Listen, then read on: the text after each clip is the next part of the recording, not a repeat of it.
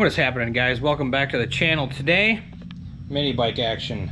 Predator 212 specifically. So I bought this mini bike. It's an older mini bike. It's got some pretty cool new fenders and a fake tank and stuff on it. And it's got a new Harbor Freight Predator 212 engine on it. Now, guy couldn't figure out why his light wasn't working. Well, he had his light hooked into the low oil sending unit, and that doesn't work. Say hi, Chippy. So yeah, obviously that doesn't work. These Predator 212s do not come with lighting coils, charging coils. So what you have to do is not just put the charging coils in them. You actually, there's no magnet on the flywheel either. So what you do is you buy a kit. So this is a remanufactured, modified flywheel that I got with the magnet on it, and then I have two charging coils because it's only a couple more dollars for the other charging coil, and I don't know, you know, maybe one day I want to put an electric start on this. For a couple more dollars, just gonna do it this way and go from there. So this is pretty straightforward. We're gonna take off the recoil, the engine cover, and then we're gonna get rid of that Voodoo low oil box. It's already disconnected, but we're gonna take that right off. And then we're going to take the old flywheel out, put the charging coils in, new flywheel in, put it back together, and we should be golden. So hopefully it goes that smoothly. Stay tuned.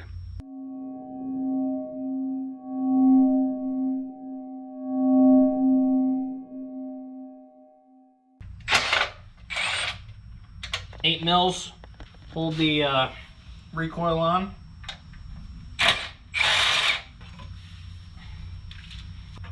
Eight mils also hold the engine cover on.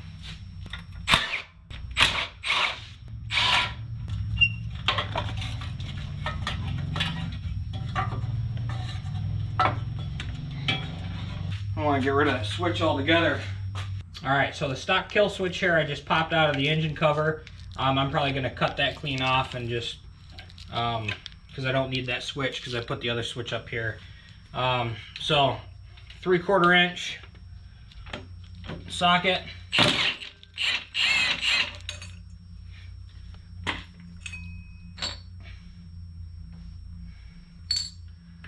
Remove your fan. And then this guy, hopefully, will come off pretty easy. I've seen mixed reviews, but we will see.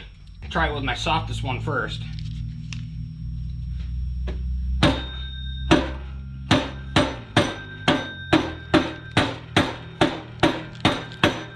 There we go.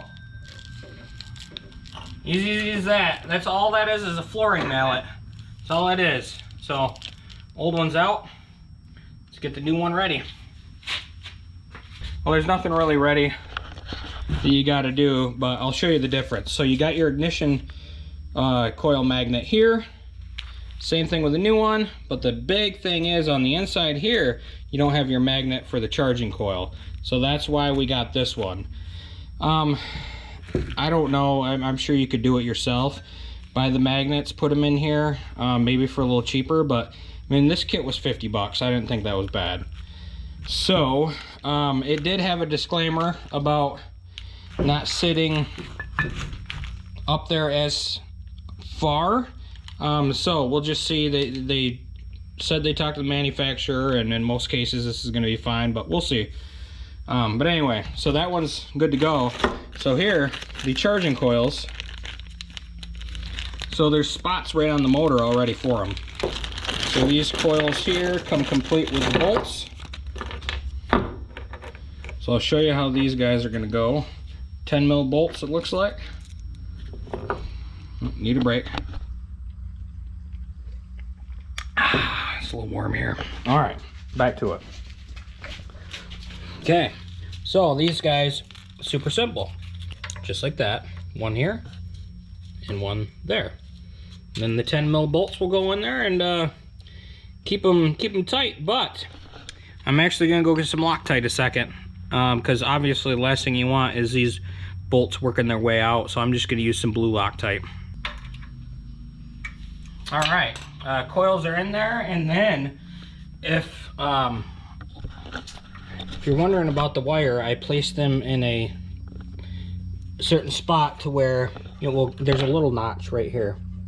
Oh, right there. So this wire will fit right in that notch. Come on, buddy. There we go. Just like that. And then it will come out and it'll miss the engine cover. So now we're good with that. So now it's getting this bad boy on there. All right. Hope this goes smoothly. I don't see why it wouldn't. But you never know. This thing wants to magnet to everything. Okay.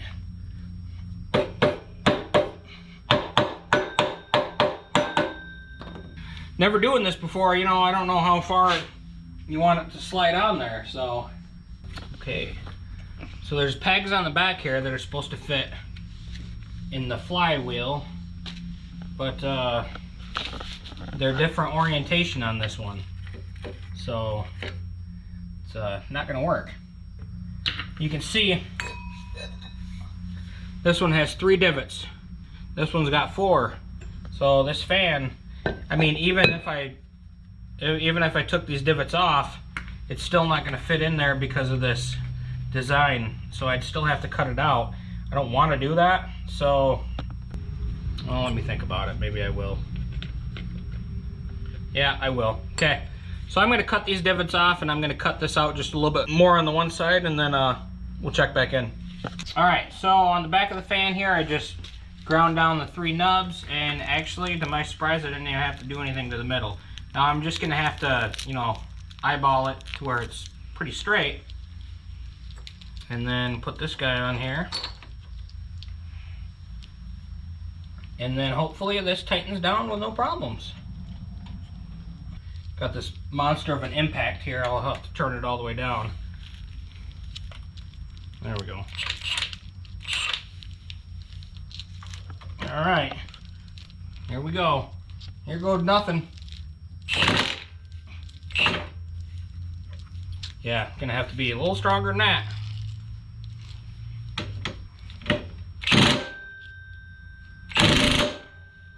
I think she's on there. Let's test fit the cover. Make sure everything clears. Oh yeah, we're good. Okay, next order of business is this switch. Well, we're gonna take that little box off of there too, that stupid little box. While I'm thinking about it. It's for the oil sending unit. Or not the oil sending unit, the oil sensor unit. Which I have all disconnected. It's a low oil sensor. No big deal. I mean, if it's good on some stuff like log splitters and stuff like that, but when you're taking really fast corners and stuff in a go-kart or a mini bike or something like that, you don't want it on there, because then it'll if you take the corner too fast or too hard, it'll shut down on you. So that's the little voodoo box there. So yeah, we'll keep that bolt out, and then I'll go grab some wiring stuff for this, and we'll be all set. Okay, so now this is my stock kill switch. I had it going through the kill switch and the other one on the handlebar that I put on, because when you buy a Harbor Freight motor, this is how they come. I like this one personally, and it's not a big deal. It's not like it takes a bunch of time or money or anything like that.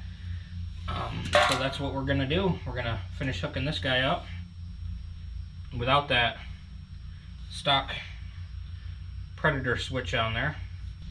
Alright, so that's all good and taken care of. So when we bolt the cover back on right now, we'll put that guy in there, and then we'll be all set. And then looks like I'll need a spade for the headlight, and maybe a little bit of wire. Alright, let's get that recoil on there and see if she works.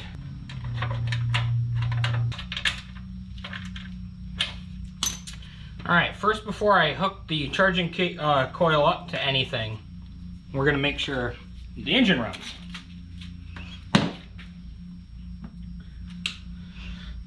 Without hitting anything, you know what I mean? So this could be a bad fail.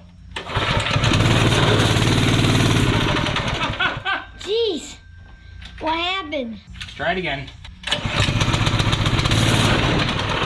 What in the world is going on with my throttle?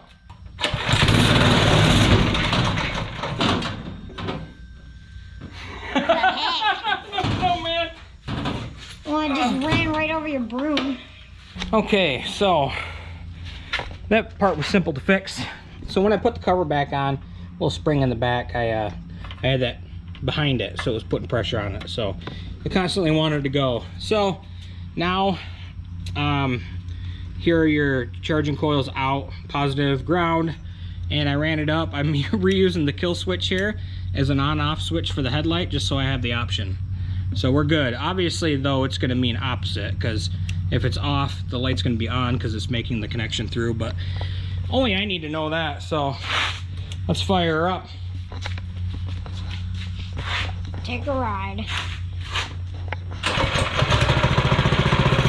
What? The light. And we'll turn it on. Bam. Look at that. Well, there you guys go. Super simple. If I can do it, you can do it. Charging coils on this guy. I'm gonna hook up a tail light as well, because when we go on the trails at night at my parents' house, you just want to be able to see. I mean, the headlight you can see too, but I just want a tail light. So all right guys, so hopefully you enjoyed this video. Give it a thumbs up, subscribe, and leave a comment below if you need to. Until we meet again, later.